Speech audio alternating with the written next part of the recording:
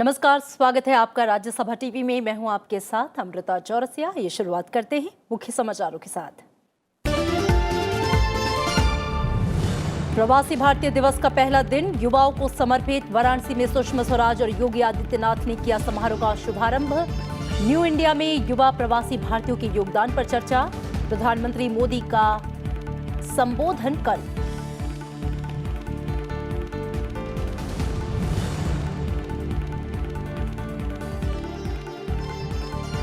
CBI के अंतरिम निदेशक के तौर पर नागेश्वर राव की नियुक्ति मामले की सुनवाई से सुप्रीम कोर्ट के चीफ जस्टिस रंजन गोगोई ने खुद को किया अलग। सीबीआई प्रमुख का चयन करने वाली समिति हिस्सा होने को बताया वजह। याचिका पर 24 जनवरी को नई बेंच करेगी सुनवाई।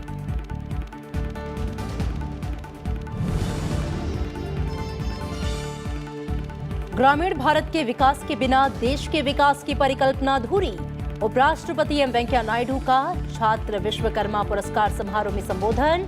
पर्यावरण के अनुकूल औद्योगिकीकरण, शहरीकरण और ग्रामीण अर्थव्यवस्था के विकास पर दिया जोर।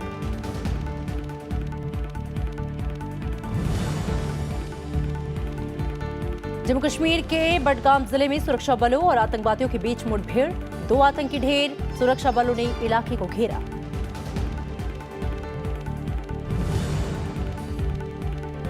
और साल का पहला पूर्ण चंद्र ग्रहण। उत्तरी अमेरिका, सेंट्रल अमेरिका और दक्षिणी अमेरिका में लोगों ने किया दीदार। ऑस्ट्रेलिया और एशिया नहीं दिखी अनोखी खगोलीय घटना।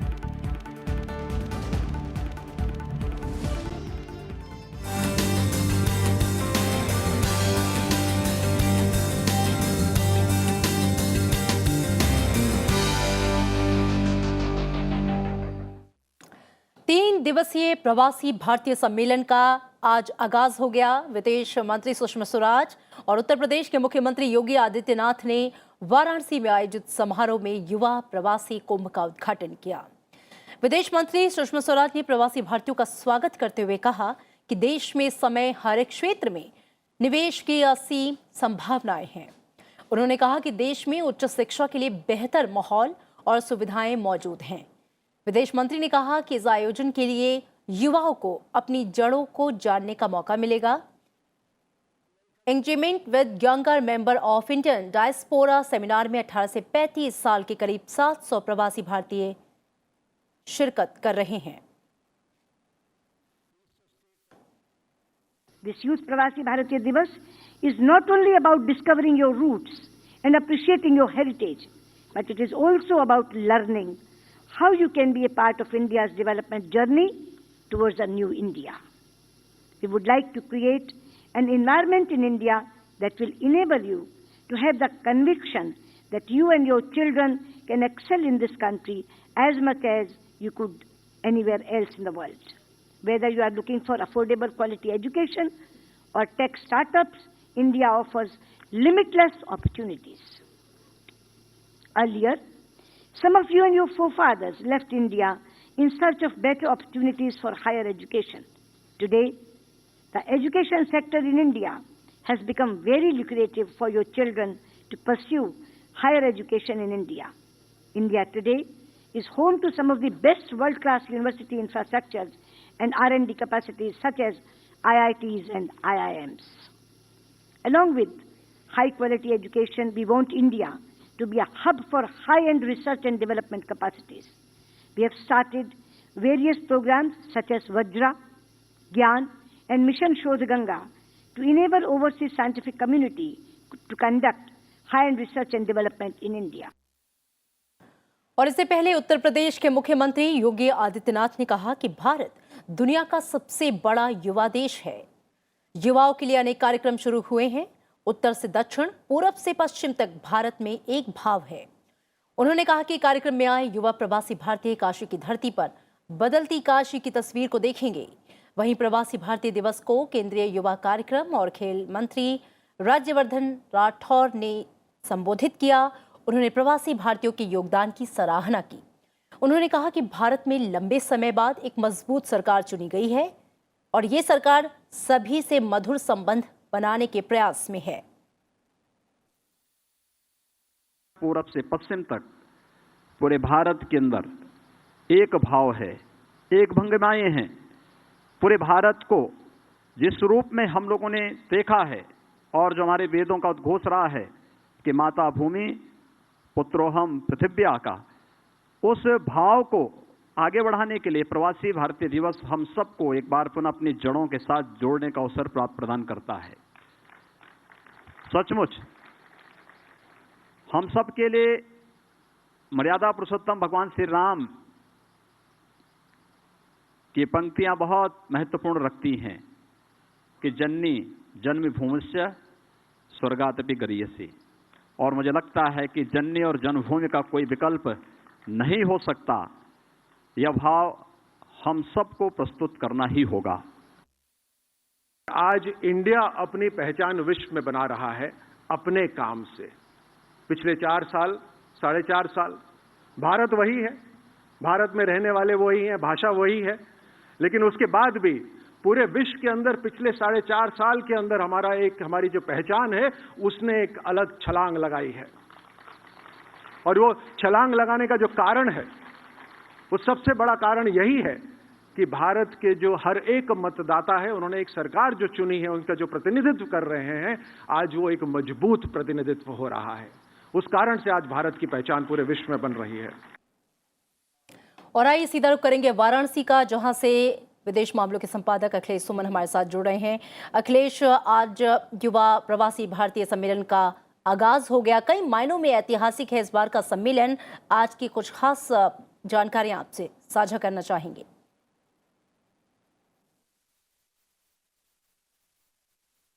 देखिए, निश्चित तौर पे जिस तरीके से सरकार ने नए भारत के निर्माण में प्रवासी भारतीयों की भूमिका के थीम के इर्द गिर्द इस प्रवासी भारतीय सम्मेलन को आयोजित किया है, उसमें यह समझा गया कि जो युवा हैं हमारे यहाँ के जो नौजवान हैं, नवयुवतियाँ हैं, वो देश के बाहर जाकर काफ़ी अपना योगदान कर रहे हैं और उनकी काफ़ी तारीफ़ होती है। लोग यह मानते हैं कि वे विश्वसनीय हैं और उनके ऊर्जा और उनके हुनर को सब कोई तारीफ़ करते हैं। तो ऐसे में भारत सरकार का भी ये मानना है कि उनकी उस ऊर्जा और उस हुनर को भारत के विकास में भी लाया जाना चाहिए। तो ये जो भाषण आप सुन रहे थे, इन भाषणों के बाद एक इंटरैक्टिव सेशन हुआ और उस इंटरैक्टिव सेशन ने जो पूरे दुनिया से जो आए हुए नौजवान नौयुवतियाँ थे, उन्होंने कई सवाल दागे और उसमें जो महत्वपूर्ण सवाल जो चारों तरफ से उभर कर ये आ रहा था कि हम जिस कैरियर का निर्माण या हम जिस कैरियर में, जिस पेशे में हैं विदेशों में, अगर उसके बाद हम भारत में आना चाहें तो हमारे लिए क्या स्थिति है।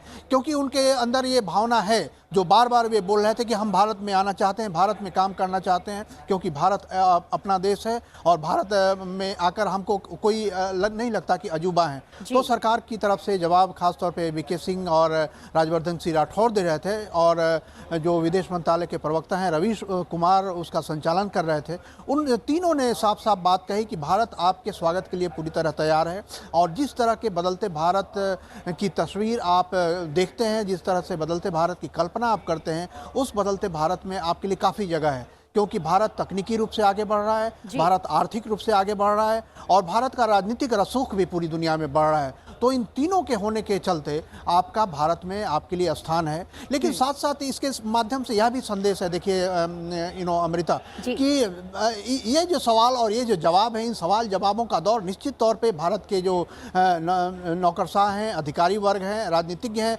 उन सारे लोगों पर ये सवाल केंद्रित है कि इस बदलते भारत में उनकी भी सकारात्मक भूमिका होनी चाहिए। जो एक क्लोज माइंडसेट है, क्लोज माइंडसेट से बाहर निकलना चाहिए। बार बार ये यूथ यही बोल रहे थे और बाद में उनमें कुछ यूथ से मैंने अलग से भी बात की। उन लोगों ने भी कहा कि हम भारत में हम वहाँ से जब देखते हैं तो देखते हैं कि वहाँ के लोगों में भी भारत के प्रति एक तारीफ का, एक ऐसे सकारात्मक माहौल का, एक ऐसे बदलते देश का के बारे में एक संदेश जाता है और इसमें उनको विश्वास होता है कि उनका भारत बदल रहा है, उनका भारत तेजी से विकास। बहुत शुक्रिया इस जानकारी के लिए आपका।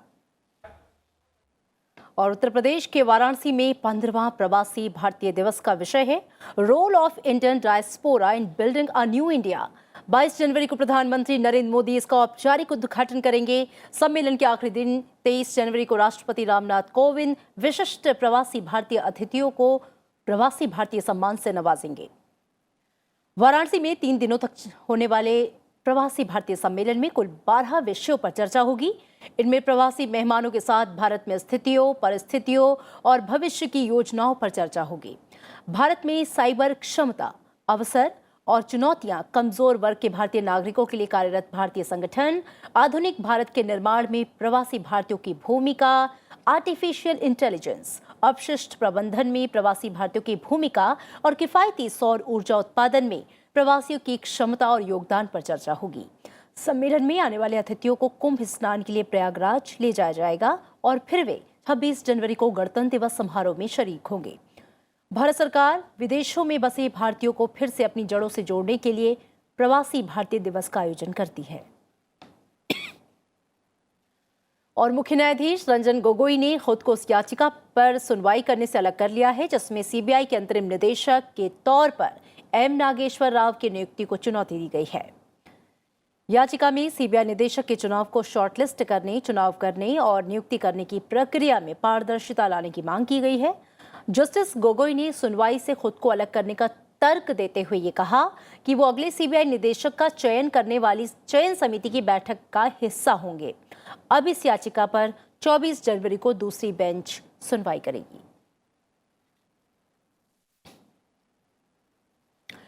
और वित्त मंत्री अरुण जेटली ने कोलकाता में कल हुई विपक्षी दलों की रैली को नकारात्मक राजनीति करार दिया।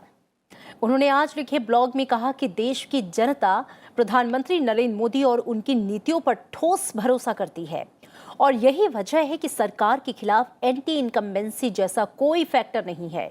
उन्होंने कहा कि विपक्षी दलों के साथ आने की कोशिश न सिर्फ अवसरवादिता है बल्कि एकजुटता भी नहीं दिखा पाई। उन्होंने कहा कि पश्चिम बंगाल के मुख्यमंत्री और तृणमूल कांग्रेस प्रमुख ममता बनर्जी के मंच पर ना तो मायावती थीं और ना ही राहुल गांधी। साथ ही इसमें गैर कांग्रेसी और गैर बीजेपी गठबंधन की पैरवी करने वाले केसीआर रहे। अरुण जेटली ने कहा कि विपक्षी दलों के इस गठजोड़ की कोशिश सिर्फ चुनावी गणित में अपने पक्ष में करने की है। उन्होंने कहा कि प्रधानमंत्री नरेंद्र मोदी की फिर से दावेदारी के खिलाफ विपक्ष एकजुटता दिखाने की कोशिश कर रहा है, जबकि बीजेपी विपक्ष के इसी एजेंडे का स्वागत कर रही है। उपराष्ट्रपति एम वेंकैया नायडू ने दिल्ली में आज AICTE, ECI, ISTE छात्र विश्वकर्मा पुरस्कार समारोह में शिरकत की। उपराष्ट्रपति ने इस दौरान छात्र विश्वकर्मा पुरस्कार प्रदान किए। इस मौके पर उन्होंने छात्रों का हौसला बढ़ाया। उपराष्ट्रपति ने कहा कि गांव का विकास समय की मांग है। उन्होंने कहा कि गांधी जी ने गांव में वापस लौटने का संदेश दिया था। साथ ही उपराष्ट्रपति ने बताया कि बापू ने कहा था कि भारत का भविष्य गांवों में निहित है। उपराष्ट्रपति ने कहा कि भारत में न केवल दुनिया की सबसे तेजी से बढ़ती अर्थव्यवस्था बनने की क्षमता है, बल्कि ये एक प्रेरणा है जो दुनिया के लिए एक मॉडल के रूप में काम करता है। लेकिन इस प्रतिष्ठित लक्ष्य को प्राप्त करने के लिए भारत को पर्यावरण के अनुकूल औद्योगिकीकरण, स्थायी शहरीकरण और ग्रामीण अर्थव्यवस्था को शामिल करने की दिशा में आगे बढ़ना चाहिए। उपराष्ट्रपति ने बताया कि 2011 की जनगणना के अनुसार हमारी आबादी के लगभग 69% लोग ग्रामीण क्षेत्रों में रहते हैं। See, these urban areas, people are coming for education, employment, entertainment, economic upliftment, enhanced medical facilities, and urban areas are getting congested.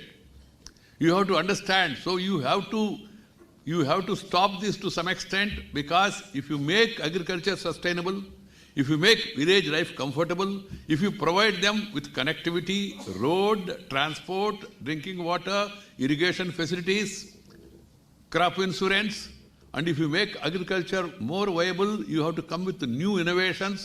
We have to constantly innovate and reinvent our agricultural practices in tune with the realities of diminishing natural resources and changing weather and rainfall patterns. Students of agriculture, engineering and allied sciences must spend more time in agriculture fields to devise solutions to improve productivity and sustainability of our agriculture. उपराष्ट्रपति M Venkaiah Naidu ने रविवार को 9वें vibrant Gujarat वैश्विक सम्मेलन के समापन सत्र को संबोधित किया। इस मौके पर उपराष्ट्रपति ने कहा कि संस्कृति की भूमि भारत अब अवसरों की धरती बन रहा है। उपराष्ट्रपति एम वेंकैया नायडू ने रविवार को 9वें वाइब्रेंट गुजरात वैश्विक सम्मेलन के समापन सत्र को संबोधित किया। साझा समृद्धि और प्रगति के लिए उपराष्ट्रपति ने वैश्विक नेताओं से आतंकवाद, जलवायु परिवर्तन और भ्रष्टाचार की चुनौतियों से निपटने की अपील की। 3 important challenges are there before the humanity, before the world. One is the terror. It's an enemy of humanity. It should be rooted out totally by all countries coming together. Number 2, another important aspect is the climate change, which is happening very fast. We must all come together, work together to take care to see that the climate change effect is minimized and we all take proactive steps to face the challenge of climate change. The third one is corruption. Corruption eats into the vitals of our system. Worldwide, this is a big challenge. So world community must join together to exchange information. उपराष्ट्रपति ने कहा कि भारत दुनिया की सबसे तेजी से बढ़ती अर्थव्यवस्था है, जिसके जल्द ही $5 ट्रिलियन होने की संभावना है और 2030 तक ये दोगुनी होकर $10 ट्रिलियन की हो जाएगी। उपराष्ट्रपति ने कहा कि संस्कृति की भूमि भारत अब अवसरों की धरती बन रहा है। In the coming years, the size of Indian economy is expected to touch $5 trillion, which would further double to $10 trillion by 2030. The entire globe, world, is looking towards Indian IT industry. It has got a bright future. This transformation of India and Gujarat is a testimony of our strong resolve to put India on the global map as a preferred destination to live and do business. उन्होंने गुजरात के लोगों की आर्थिक प्रगति और उद्यमशीलता की भावना की भी सराहना की। उपराष्ट्रपति एम वेंकैया नायडू ने ये भी कहा कि सरकार की नीतियों की वजह से भारतीय अर्थव्यवस्था में तेजी आई है, जिसकी वजह से वैश्विक कंपनियों का रुझान भारत की तरफ काफी बढ़ गया है। गांधीनगर से कैमरा पर्सन जुनैद इकबाल खान के साथ कृति मिश्रा, राज्यसभा टीवी। उपराष्ट्रपति एम वेंकैया नायडू ने रविवार को गुजरात के नर्मदा जिले में सरदार वल्लभ भाई पटेल को समर्पित स्टैच्यू ऑफ यूनिटी का दौरा किया। उपराष्ट्रपति ने कहा कि उनका हृदय भावनाओं और गर्व से भरा है। अब उनके पास एक महान संरचना है जो सरदार पटेल की महान विरासत का प्रतीक है। उपराष्ट्रपति ने स्टैच्यू ऑफ यूनिटी के निर्माण की पहल के लिए प्रधानमंत्री मोदी की सराहना की। उपराष्ट्रपति ने कहा कि statue of unity Sardar Patel के लिए एक स्मरणीय स्मारक है, जिनकी दृष्टि, साहस और दृढ़ संकल्प ने 565 रियासतों का एकीकरण किया और आधुनिक भारत के निर्माण का मार्ग प्रशस्त किया। मैं सचमुच में बहुत प्रसन्न हूं, बहुत भावुक भी हूं। मैं बचपन से श्री सरदार वल्लभ भाई पटेल जी का प्रेमी हूं। जब मैं विधायक बना, संसद बना, मंत्री बना, केंद्र में सत्तारूढ़ पार्टी का अध्यक्ष बना, तभी भी मेरा मन में ये भावना हमेशा रहते थे, कुछ ना कुछ करना चाहिए। बाद में आज वर्तमान में हमारा प्रधानमंत्री श्री नरेंद्र भाई मोदी ने इस संदर्भ में खुद इनिशिएटिव लेकर पूरा देश में जागरूकता पैदा करके देश भर से, विशेष रूप में ग्रामीण इलाका से और किसानों से लोहा संग्रह करके पूरा देश से एक ऐतिहासिक उनका स्मरण के लिए, पटेल जी का स्मरण के लिए एक भव्य मॉन्यूमेंट बनाया। इस भव्य मॉन्यूमेंट को देख के मेरा मन में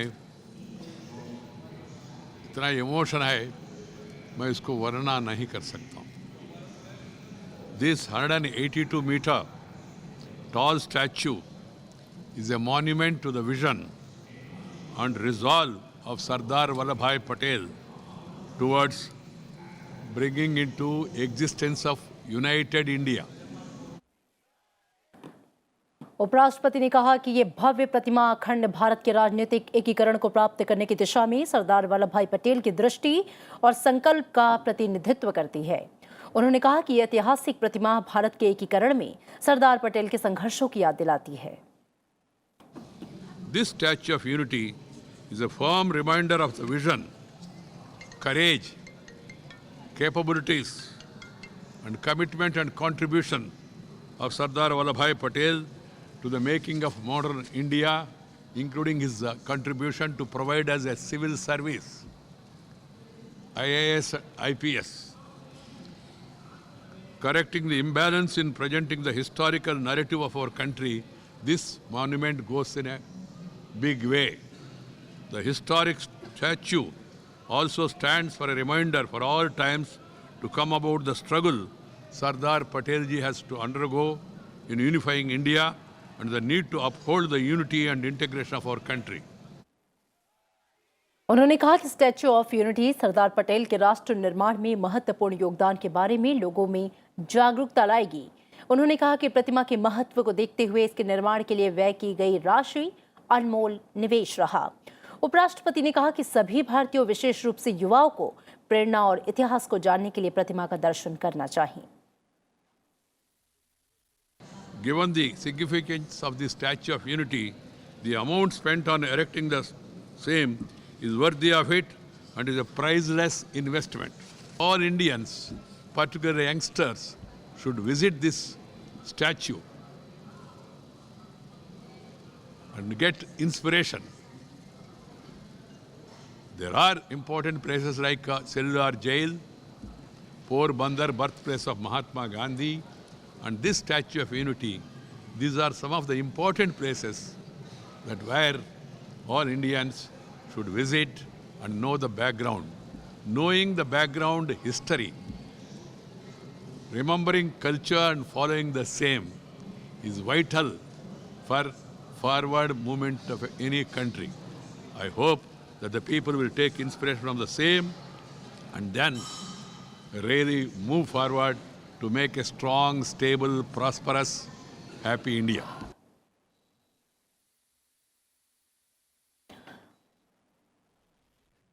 उपराष्ट्रपति आणंद जिले में देश के पहले गृह मंत्री सरदार वल्लभ भाई पटेल के घर और उनके स्मारक को भी देखने गए। रविवार शाम को उपराष्ट्रपति सरदार पटेल के गृहनगर करमसद गए।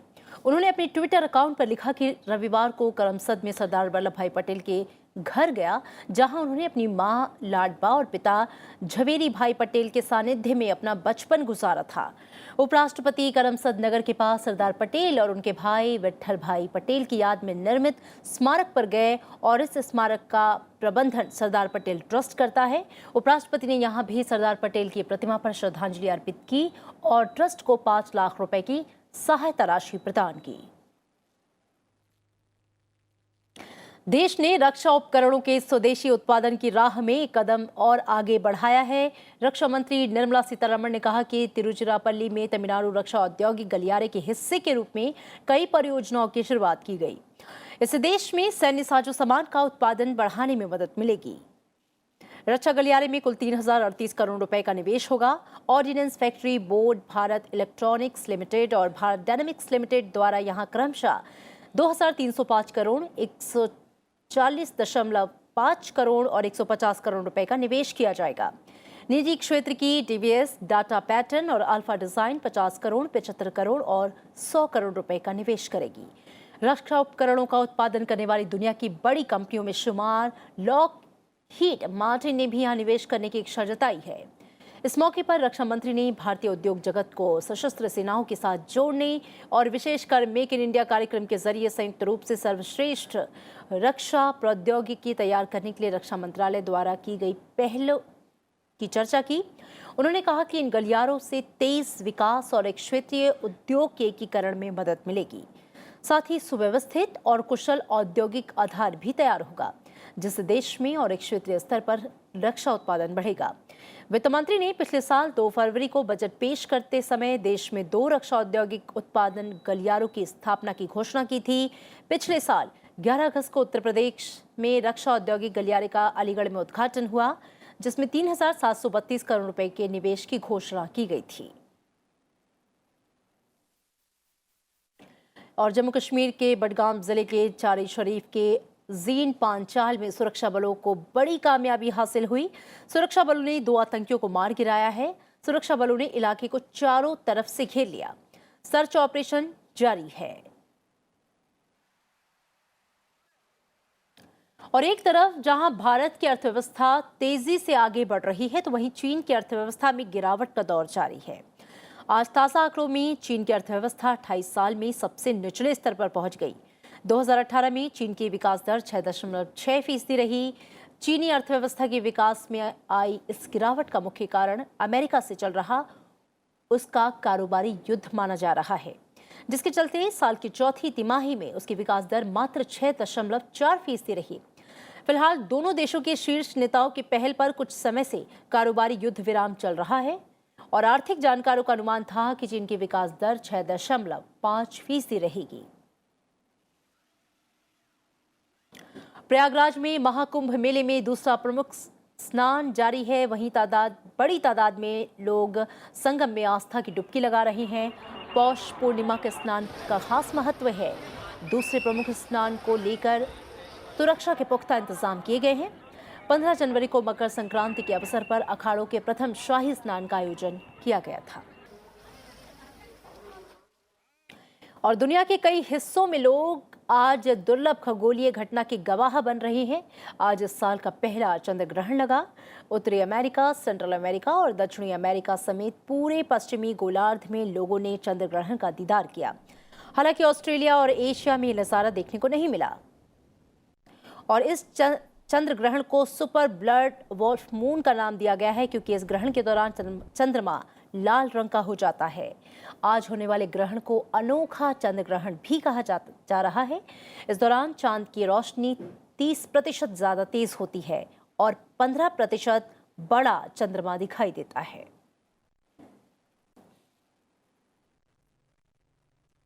और इसी के साथ खबर दोपहर में मेरे साथ इतना ही, लेकिन आप देखते रहिए राज्यसभा टीवी। नमस्कार।